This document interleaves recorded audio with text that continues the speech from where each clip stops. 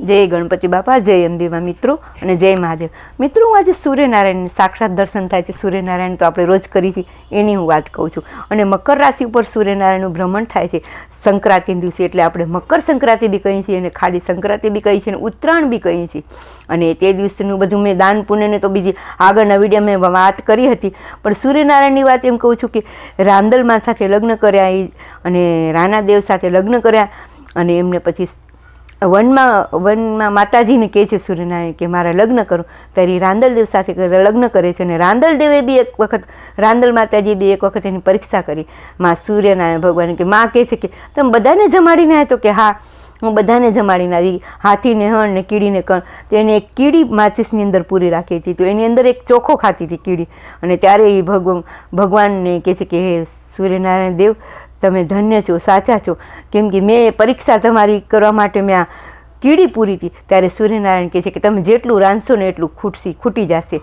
પછી સૂર્યનારાયણ કહે છે એવી રીતે, એ ઘણી મોટી વાર્તા છે। જો સૂર્યનારાયણની વાર્તા આપણે 6 મહિના કરીને મિત્રો, તો આપણું કંઈ દોષ હોય ને, ગ્રહ હોય, નબળા હોય, પણ સૂર્યનારાયણ જો સવારે ઉઠી અને એક વખત સૂર્યનારાયણનો પાઠ કરી અને સૂર્યનારાયણની જો વાર્તા 6 મહિના ચાલે છે, એ વાર્તા કરીને તો આપણું નસીબમાં જે ગ્રહ નબળા હોય ને એ સૂર્યનારાયણ બરાબર કરી દે છે।